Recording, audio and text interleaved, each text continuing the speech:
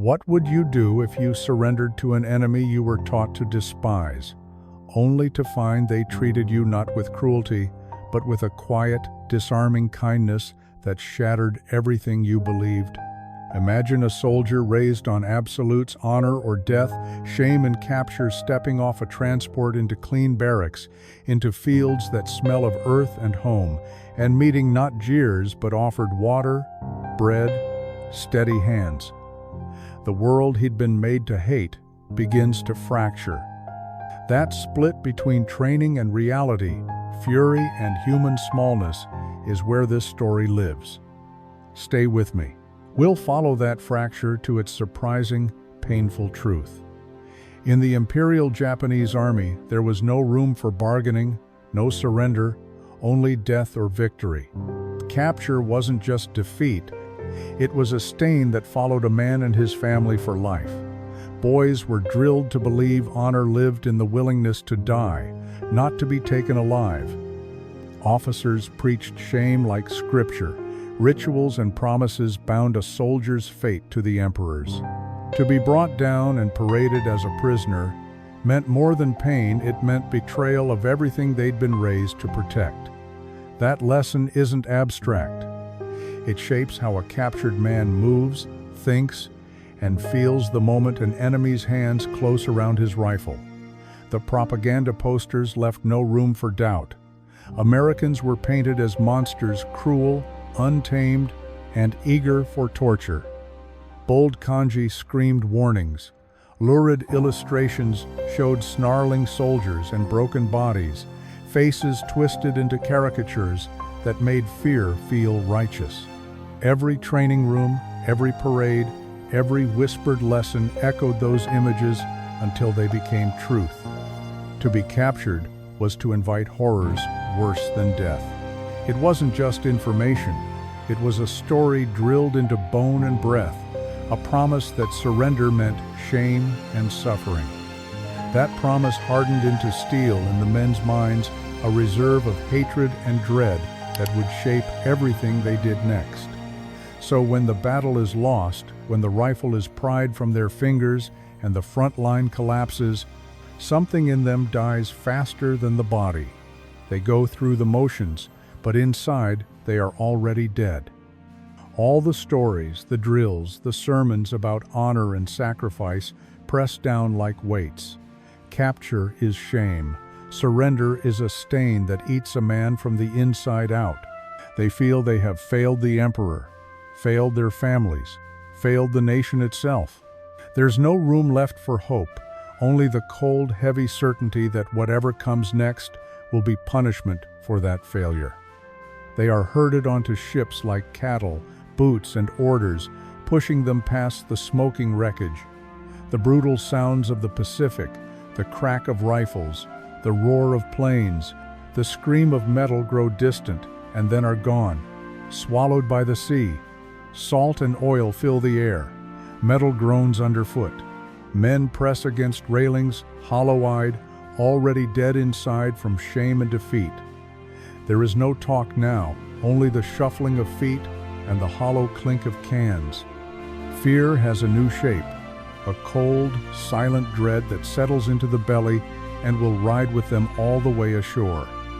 They step down from the ship and into a new kind of silence, and then they are folded into a train bars at the windows, soldiers packed shoulder to shoulder, hearts still heavy with the taste of defeat.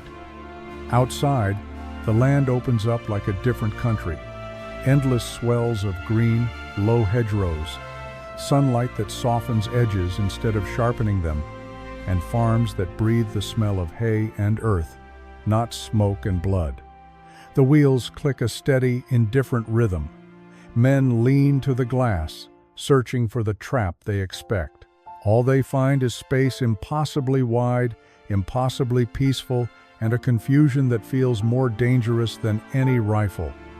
Through the barred windows, a different America unfurls endless green, neat fields, low farmhouses, a sky so wide it makes their propaganda pictures look like lies. It's a disorienting contradiction to everything they were taught. This doesn't look like the land of monsters.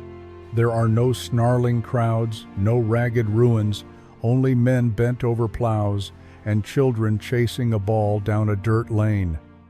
Their training screams danger, but their eyes keep coming back to quiet, ordinary life. Confusion settles like dust in the carriage. For the first time, the enemy looks less like a target and more like another world they can't name. The train pushes deeper into the American heartland, rhythmic clack of wheels, fields unspooling like a painting outside, barred windows, until the world they were taught to fear feels impossibly calm and endless. Men press their faces to the glass, eyes scanning green pastures, white fences, church steeples, each peaceful mile, a betrayal of every horror story they carried in their heads. Hands tighten on seats, memories of propaganda flash with the landscape they don't recognize. Is this mercy? A trap? The silence is louder than any threat. So every mile forward feels less like escape and more like a slow march toward an unknown doom. They file off the train like ghosts and into a place that makes no sense. Barracks scrubbed clean, bunks made with military precision, a mess hall where the trays are full and the food is warm, not meager. There's an efficiency to it. Quiet cooks, neat rows, a schedule that runs like clockwork. For men who were taught that capture meant torture, the normalcy feels wrong, almost aggressive in its calm. Their hands remain clenched, their eyes search for the catch. Every considerate detail becomes evidence in a conspiracy they half expect to explode. This is not what they were promised, and that thought will keep them talking after lights out. At night, they whisper in the dark. The barracks are quiet, but the voices are not. This is a trick, one insists, tone flat, practiced. They are fattening us before the torture begins. The sentence lands like a stone. Around it, shame and fear tighten. Every plate of extra rice, every clean blanket becomes a proof the enemy is baiting them an elaborate cruelty behind a polite face. They rehearse horrors they were taught to expect because believing the worst is safer than admitting relief. It binds them together. Suspicion as armor, honor as ballast, dread as the quiet language they share. One voice hisses in the dark, "This is a trick, they're fattening us before the torture," and the bunk room hums with nervous agreement. But another man, staring at the spotless bunks and the stacked blankets, shakes his head and says quietly, "Perhaps it is a sign of weakness.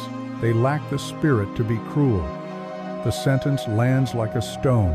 Some scoff, some fall silent and listen. The idea that kindness might be nothing but weakness is almost easier to accept than the idea that the enemy could be human. The doubt takes root.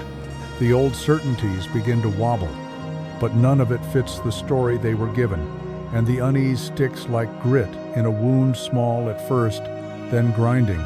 They were taught a script: rage, resistance, contempt. Now every clean-cut and quiet face is a line that doesn't belong, and it forces them to stumble through silence. Suspicion warps into something softer and more dangerous: curiosity. Men who swore they'd sooner die than beg begin to notice details: a farmer's steady hands, a child's shy offering, and the training that once felt monolithic starts to crack. Confusion isn't loud.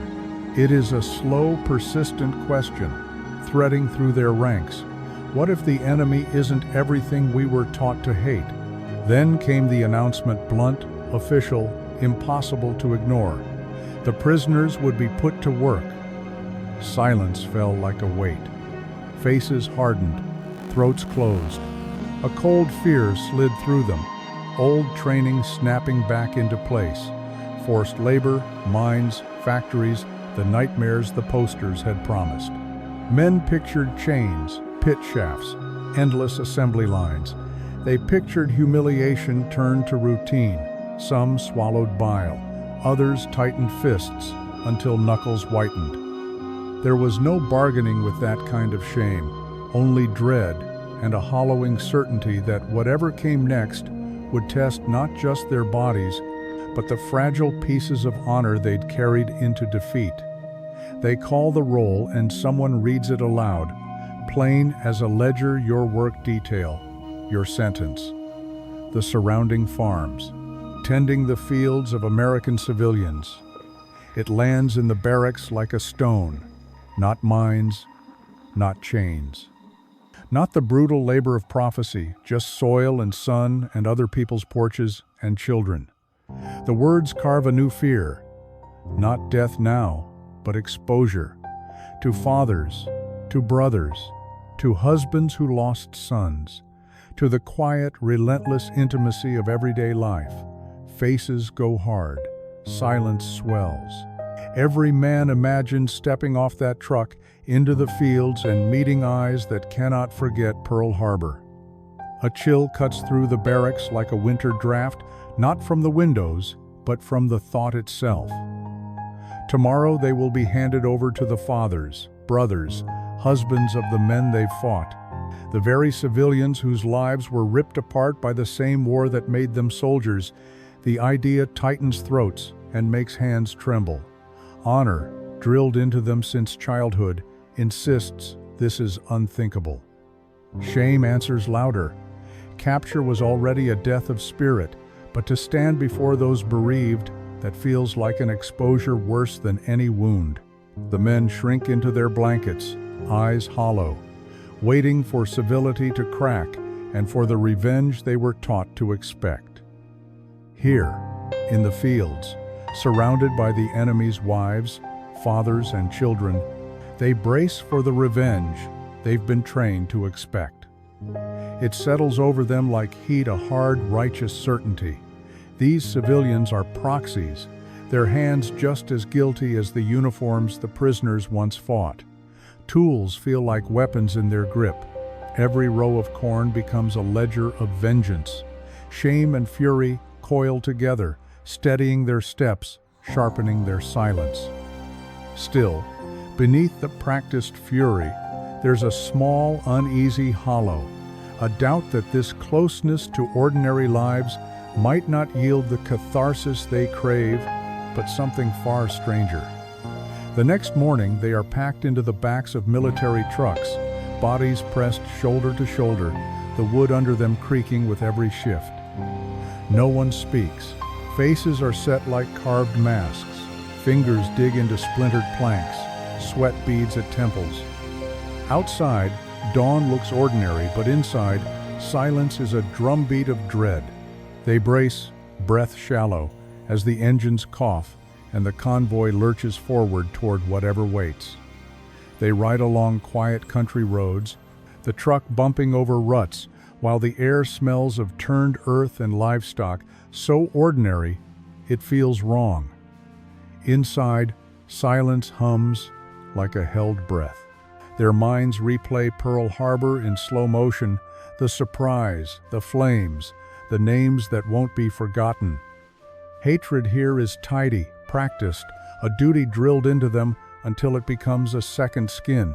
They tighten their grips on wooden slats and rifle stocks, rehearsing the faces they'll meet, steeling for the moment the enemy shows his true colors. Every peaceful field outside only sharpens the anger waiting to be unleashed. As the trucks rattle by, the farmers slowly stop, hands on hose, heads tilt. Faces are sun-browned and unreadable, not shouting, not waving. That flat, steady watchfulness is worse. The men in the back wait for fury and find only eyes that look, measure, and hold them. Silence stretches. Every heartbeat sounds like a verdict they can't read. The truck jerks to a stop at the first farm. A man stands waiting, tall and silent in stained work clothes. No angry mob, no shouts. Just a lone figure in the field, hands folded, eyes steady. That quiet presence cuts deeper than any shout. It's not welcome, not fury, just a calm, watchful stillness. All around, only crickets chirp, and the corn whispers in the wind. No shouts, no jeers. That quiet hangs between them like a held breath, thicker, worse than any shouted threat. In that hush, their fear sharpens into something stranger: uncertainty. They are handed tools, hoes, shovels, baskets. The wood is splintered. The metal smells faintly of oil. The objects feel heavy and foreign in hands trained to kill. Suddenly, they are not soldiers but laborers on enemy soil, bent over earth they were taught to conquer. Every swing is an act of confusion. Every basket, a small betrayal of the war they carried. They pass the tools, hoes, shovels, baskets, and at the field's edge the American guards stand back, rifles ready but held with restraint. Their shoulders are squared, their faces unreadable. There's no leer, no eager cruelty. They watch like custodians of order, not executioners, steady, professional, not vicious. For the prisoners, that small distance feels enormous, a measured space between mercy and menace. The men lift their tools with stiff, practiced motions, every muscle coiled, eyes scanning for the moment the script will flip. But for now, the rifles stay still. The guards are observers, not tormentors. They begin to work. Hands take up hoes and shovels like men handling strangers, a cautious, halting choreography. Movements are stiff with fear. Every muscle is a spring, ready to snap. Eyes never quite relax, scanning for a signal, a shout, the butt of a rifle. The guards stand back, rifles steady, a quiet punctuation that keeps them wired. They bend to the earth, each stroke measured, each breath waiting for the inevitable blow. Hours crawl by beneath a searing sun, the days measured in aching shoulders and the steady rhythm of hoes biting dirt. Sweat streaks, faces, backs bow, blisters bloom under calloused palms. Everything about the work is brutal, ordinary, relentless. They move like machines trained for war, each motion tight with suspicion, waiting for the shout, the lash, the sudden violence they were taught to expect. But the violence never comes. No angry commands, no echoes of cruelty. Just the quiet chorus of the field bugs, wind, distant birds, and a strange, disorienting normalcy that settles over them as noon inches closer. At midday, the tall farmer comes toward the line, walking slow and steady under the hot sun, and everything tightens. The men freeze, shoulders hunched, hands white around wooden handles. Years of training press down on their throats and whisper the same single command: expect violence. The air seems to hold its breath, distant cicadas, the hush of corn, the scrape of metal against leather, and with every measured step the farmer takes, their readiness hardens like muscle. They brace for a shout, for a rifle butt, for the moment when civility will drop and the lesson they were taught will be proved true. Instead, he simply keeps coming. The faint clink of something at his side, the only sign that this approach is carrying anything at all. He carries a metal bucket filled with clean water and a small ladle. Sunlight flashes on the rim. His steps are slow and steady, ordinary things in an impossible place. He pauses before the first prisoner, sets the bucket down on the parched ground, and holds the ladle poised, a tiny, silent offering that makes every man in the line hold his breath. Without a word, he scoops a ladleful and holds it out. The prisoners go rigid. A single, quiet offering water shatters the script drilled into them. They weren't trained for this. They were trained to expect cruelty, not a hand. He freezes a trained reflex to expect cruelty. Not kindness then, almost against his own will, he reaches out, takes the ladle and drinks. The water is cool, shockingly ordinary, and he breathes out, small and stunned, as if the simple act has cracked something in him. The gesture is nothing grand, just human. And when he hands the ladle back, the others watch like men seeing a map to a country they've been taught never to visit. He moves down the line like someone doing a simple chore, bucket in hand, ladle flashing in the sun, offering water to each man as if he were watering plants, not tending captured enemies. The prisoners freeze, then reach out, awkward, clumsy, as if learning a new gesture for the first time. Some sip like it's their last drink. Others hold the cup and stare at the farmer's weathered face. A man with tired eyes, sun-browned skin, a small nod of patience. The act is almost absurd in its normalcy, and that absurdity is a revelation. The enemy's face is a face, not a poster, and a tiny doubt takes root. Back in the dim, buzzy heat of the barracks that night, a single ladle of water explodes into argument. Men press into knots of shadow and breath, voices low but fierce, trying to name what they just saw. A fluke. One spits short, hard. An act of pity for a beast of burden. It means nothing. Others echo the line like armor, clinging to the script that kept them whole through shelling and shame.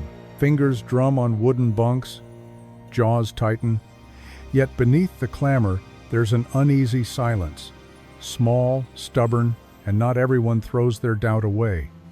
But one man stays quiet, watching the memory of that ladle over and over like a small, dangerous thing. He did not have to do it, he says, voice flat.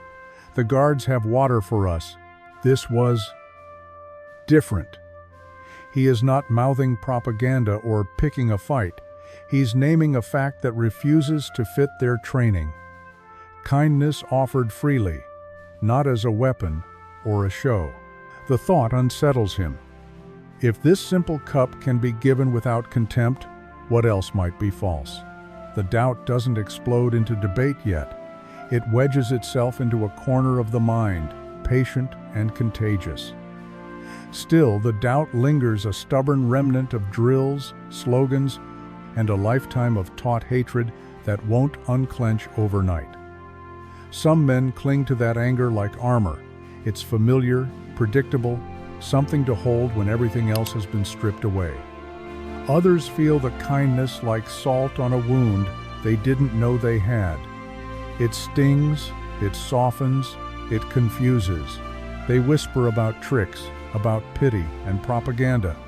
But the memory of a ladle of water, a slice of bread, a smooth-handled hoe keeps resurfacing in the quiet moments, refusing to be explained away, and the question of what to believe sits heavy, unresolved. The next day, on a different farm, it happened again. Not a grand speech, not a spectacle, but another small human gesture that didn't fit the script they'd been given. A quiet kindness, offered without fanfare. At first, the men searched for the trap. Surely this was clever cruelty dressed as mercy. But the same soft, ordinary decency kept appearing, like footprints in wet earth leading the same way. It unsettled them more than any shout ever could. Doubt widened into something else, curiosity, then a wary, aching hope, and the pattern began to form, relentless and impossible to ignore. The farmer's wife appears at the farmhouse door carrying a large wooden tray. It's an ordinary country sight, but to these men, it lands like a provocation. The line of prisoners freezes, tools half raised, every head turning as if magnetized. Sunlight glints off the tray. She moves slowly, deliberately, no fanfare, no anger, just the quiet domestic rhythm of someone bringing out something useful. The air tightens with expectation and dread. On the tray are glasses of fresh milk, beads of condensation trembling on the glass, and thick slices of bread smothered in butter that glows yellow in the sun, so ordinary it hurts. It is a kitchen morning laid over a battlefield, a mother's workbench carried across a line drawn in blood. The simplicity of it is almost scandalous, nourishment, not punishment. The men watch in a silence that hums. Some laugh inwardly to keep from crying, others grip their tools as if the wooden handles will tell them what to do. For a moment, the farm feels less like territory and more like a home, and that small domestic tenderness is already changing the rules. She sets the tray down before the guards. They take the bread and milk with relieved, grateful nods. Then, without fanfare, she pivots and steps toward the kneeling line of prisoners, lifting the tray higher, as if offering it to family. Hands that had gripped rifles only hours before reach out. The simplicity of that gesture, offering, not ordering, cuts through everything they were taught. The men are frozen flatlined, not because of immediate threat, but because something stranger has invaded them. Confusion deeper than fear. All their lessons, their oaths, the shame of surrender, the emperor's code, everything insists that taking kindness from the enemy is betrayal. Their hands go still, eyes drop. Muscle memory wants recoil, insult, violence. But here stands a woman with a tray, offering bread like it's the most natural thing in the world. The gesture unravels their certainties. To refuse feels monstrous. To accept feels like treason. For a long, brittle heartbeat, the camp holds its breath, suspended over an impossible choice. It should have been simple, almost trivial, a woman offering milk and bread. But in their mouths, it tastes like accusation and mercy at once. To refuse feels like holding up a mirror to everything they'd been taught. And to accept feels like betrayal, like softening into something their commanders warned was weakness. Hands tremble, eyes flick left to the guards, then down to warm, pale milk. One by one, slow as confession, they lift the glass, sip, feel the cool settle in their throats. They take the bread and butter, and with each small, reluctant bite, the hard lines of hate begin to blur until silence does the talking for them.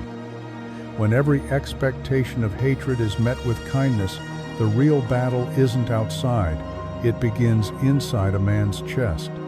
Trained contempt bumps up against a cool glass of milk, a hand that steadies a bent back, the tiny gift of a peach, and the ground under their feet tilts. Old certainties fray. Shame wakes, not from fear of punishment, but from the recognition that accepting bread feels like betrayal, and refusing it feels like losing your own humanity. Men argue in the dark. Some harden, clutching doctrine like armor. Others pause, bewildered, as small mercies erode the enemy's shape until all that's left is another human face. Weeks turn into a summer of sweat and soil. Mornings begin with damp shirts and the low hum of insects. Afternoons end with throbbing backs and the smell of turned earth. The men wake, move, hoe, harvest. The work sets a new heartbeat. At first they watch one another, guarded and precise, but the routine is a patient teacher. Calluses replace ritual anger. Words are few, but gestures handed tools, shared water, the placement of a fresh sandwich become a small language. Day by day, the landscape teaches them more than crops. How to measure time by sun and seed, and how to measure a person by the care they take. But more than work, they begin to learn the rhythms of the people who tend the land. The slow, practical kindness that shows up in tiny, steady ways. A nod at noon, a quiet refill of a water pail, a loaf left cooling on a windowsill. At first, those gestures are confusing. Then they become a pattern. Small courtesies pile up until they feel less like tricks and more like a language. A way of saying, without grand speeches, that you are seen. Little by little, suspicion gives way to a wary curiosity, and the men notice that kindness has its own cadence, patient and relentless. One afternoon, a farmer notices a prisoner's hoe with a splintered, rough handle. No fanfare. That night he sands a new handle smooth. The next morning the prisoner finds it lying beneath the benchwood, warm with use, edges softened by someone else's care. It is a small, anonymous mercy, but it lands like a revelation. They are being seen, not as enemies to be broken, but as humans someone will quietly tend. During a break, a farmer's son no older than 10 edges up to the line. He holds a small basket of peaches, eyes wide with fear and curiosity, offering the fruit like a tentative peace treaty. He holds out a small basket of fresh peaches, a silent offering. The son warms the fruit, the boy's hand trembles. He meets the prisoner's eyes not with hatred, but with shy curiosity. The prisoner, a man who had seen and done terrible things, does the unthinkable. He bows his head to a 10-year-old boy holding a basket of peaches, a small, awkward bow, half shame and half respect. It's not military protocol, it's not propaganda. It's a human reflex, a quiet reply to a child's offering, and in that single humble motion, you can feel something shift inside him. The armor loosening, the map of enemies redrawn, a tiny crack appearing in a wall that had always separated him from the world. It's the smallest thing. A bowed head to a barefoot boy holding peaches, a motion so modest it could be missed, except nothing here is small anymore. For a man who has lived on orders and slogans, that tilt of the body is a confession, an admission that someone else's life matters. The invisible wall they were trained to keep up develops a hairline fracture. Years of propaganda don't snap back like rubber. Shame and curiosity ripple through the line. They don't yet trust the feeling. They can't yet name it. But they feel it. And feeling is where change begins. One blistering afternoon, he simply gives out, knees folding, body going slack, and he collapses against the fence line like a broken tool. He shuts his eyes hard, not from pain, but from shame. Every instinct screaming for one last act of loyalty, to suffer, to be struck. He curls inward, bracing for the rifle butt he's been taught to expect, for the public humiliation that will confirm his failure. Around him the field keeps humming, the sun relentless, and all he can hear is the imagined crack of a punishment that never comes. He hears footsteps. He opens his eyes to the heat and the sun's glare, and a tall figure stands over him, the farmer. The man's broad shadow falls across his face like a hand, a sudden, cool mercy. For a beat, the expected rifle butt or angry shout doesn't come. Instead, there is a steady, watchful calm that soaks into him, easing the panic just enough for the next move to matter. The farmer simply nods toward the broad oak, a small, steady motion that slices clean through the prisoner's panic. For a long, hot beat, there is only the wind and the distant hum of the fields. Then the farmer speaks, plain and soft, not a command, but an offering: rest. The word falls strange and heavy, an unexpected permission that does more than give shade. It says, you are a man again, seen, not an enemy to be crushed. He hears footsteps, looks up, and the tall farmer is there, no rifle, just a shadow that cools the scorched earth. The man speaks one plain word: rest. It lands like rain on a cracked field. Not an order, not a punishment, but permission and unexpected kindness that confuses the prisoner more than any blow ever could. He hesitates, then shuffles to the shade of the oak, feeling something stranger than relief: shame, because being offered mercy feels like admitting defeat to his own pride. For a long time he simply sits, surprised that someone on the other side of hate could see him as a man. It wasn't an order shouted across a line, it was permission offered, like a small, human courtesy, the kind you give without thinking to someone who's simply tired. That single syllable, rest, landed oddly in their world of rigid codes and shame, not as an assertion of power, but as an acknowledgement.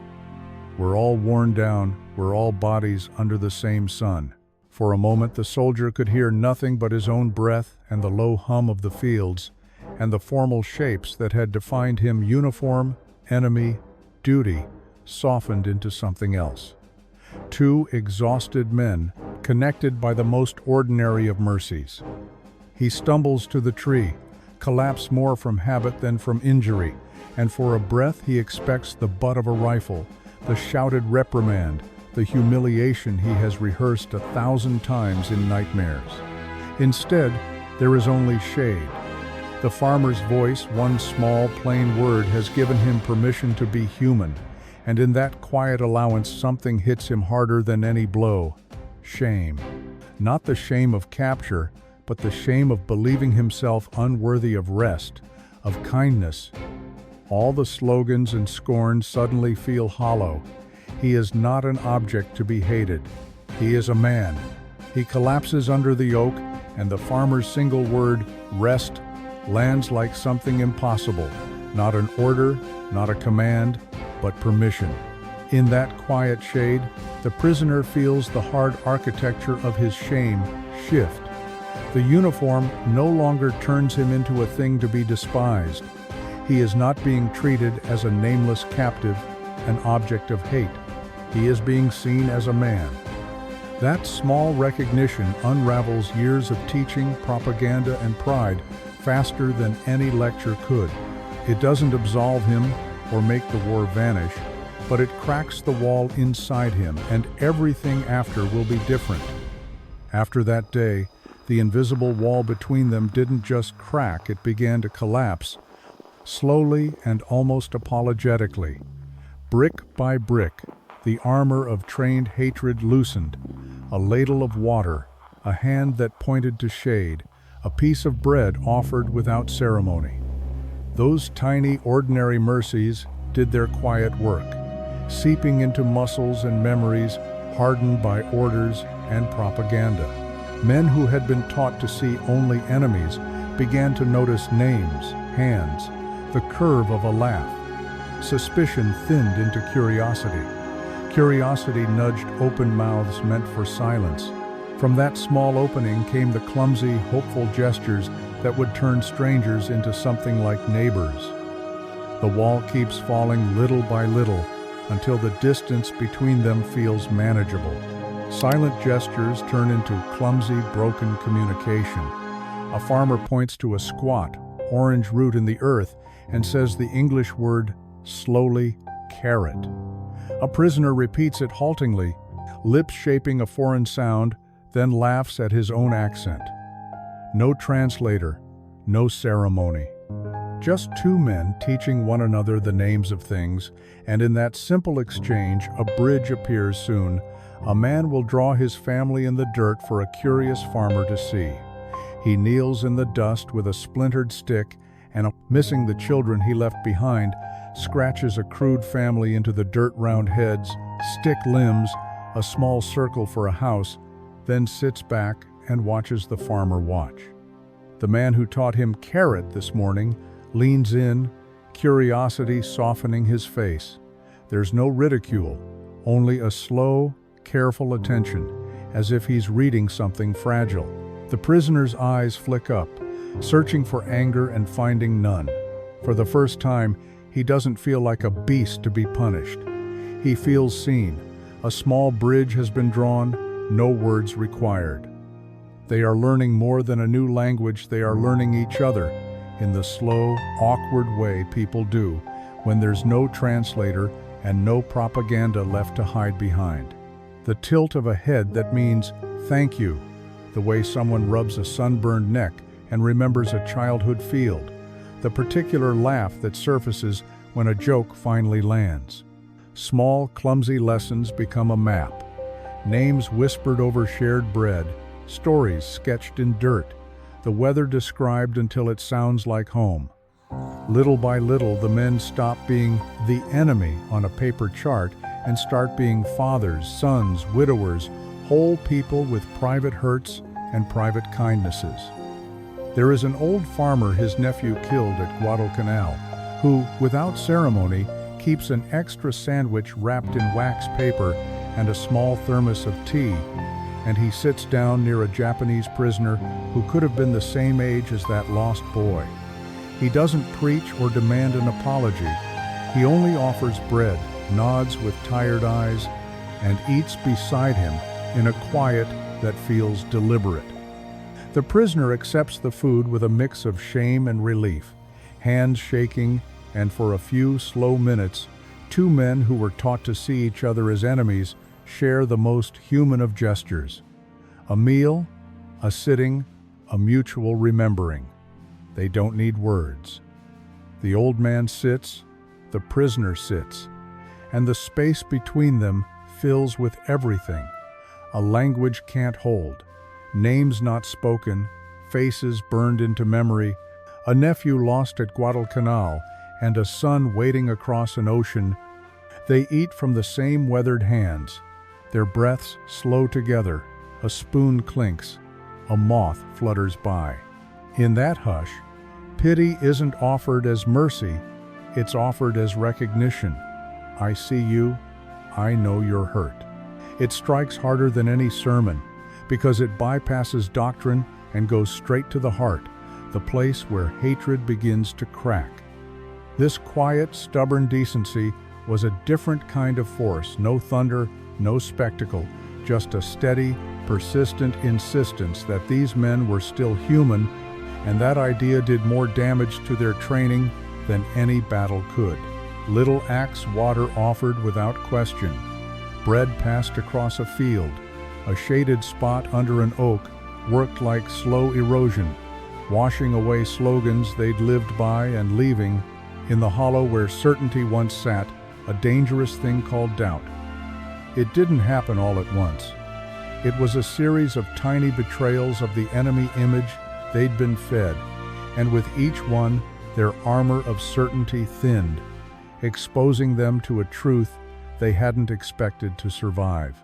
People can be kind, even when you've been taught to hate them. All their lives they'd been taught to measure American power in steel and engines, the factories, the battleships, the bombs. Here, bent under a sun that did not care for propaganda, that measurement started to crack. It happened in the small things. A ladle of cool water passed hand to hand, a slice of bread offered by a woman who had every reason to hate, a sanded hoe handle left overnight, a child's timid basket of peaches. Those gestures landed harder than any shell. Slowly, confusion turned to a strange, painful clarity. This was strength, too. Modest, stubborn, human. It was strength that refused to hate. They learned to measure power in steel and fire. Now they feel something quieter. A steady, stubborn decency that looks back at them without malice. It unsettles them more than any gun. Doubt creeps in like a cold at the edges of armor, small at first, then relentless. What does it mean to be brave if your courage is resentful? What is honor when kindness undermines the myths that justified killing? These questions don't explode, they settle. They hollow out certainty, leave them staring at lives they once reduced to targets. And in that silence, a new, dangerous thought takes root. Then the news arrives. Like a radio crackle that turns the whole camp, still the emperor has spoken. The war is over. Japan has surrendered. For a heartbeat, there is nothing. No cheers, no groans, only a stunned silence as men who were taught to measure themselves by duty and defeat unmoor from the beliefs that steadied them. Faces go slack, hands drop from tools. The world they knew, honor, orders, the shape of their lives snaps into an unfamiliar shape, and with that snap comes a slow, complicated sorrow. Not triumph, not collapse, but the hollow of being unmade, knowing you'll soon go home to people who will not understand the things you carry. The feeling in the camp is not of victory or defeat. There is no celebration from the guards, no outward despair from the prisoners. Instead, there is a strange, suspended hush, like both sides are waiting to see what the end will ask of them next. Men move through routines with mechanical care, sweeping, counting, passing mess tins, as if habit could stitch meaning back together. Eyes meet and look away. Laughter dies before it begins. There are small, private faces, a guard folding his hands in the dark, a prisoner tracing the seam of his sleeve, each holding a private grief or relief they cannot name. The war has ended. The story has not. Instead, there is a profound, complicated sorrow. The war is over. Their country is defeated. Their uniforms mean nothing now, and the stories they were raised on crumble into silence. There is no triumph, no furious anguish, just a hollow, stunned quiet as men measure loss not by battle lines, but by the small, irrecoverable things. Honor, purpose. The faces waiting at home. Some stare at their hands as if they belong to someone else. Even the guards move like people who have lost a map. They will go back to a Japan remade, carrying memories that won't fit into the language of victory or defeat. They will return to a home they barely recognize, carrying stories that no one there would ever believe. There will be no triumphant welcome, only rubble, ration lines, and faces bowed under a new kind of shame. At kitchen tables and smoking rooms, those stories will land like contraband. Soft hands offering water, a farmer's quiet nod, a boy handing peaches. How do you explain being seen instead of demonized? How do you tell your family that the enemy taught you a kinder grammar of being human? They come back altered, holding small proofs, a carved toy, a loaf saved for the road, and a dangerous question. What if enemies are made, not born? In their final days at the camp, the farmers come to see them off, and they don't shout or wave flags.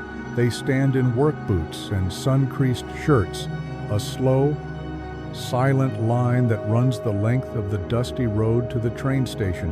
No speeches, no triumphalism, just hands roughened by soil holding small, practical gifts. A paper sack of apples, a wrapped loaf, a carved toy, a hat pulled low against the sun. The prisoners climb the trucks and look back, and in those faces, steady, unadorned, ordinary, there is no triumph. Only a quiet acknowledgement that something human passed between them, and that it will travel home with the men more than any uniform ever could.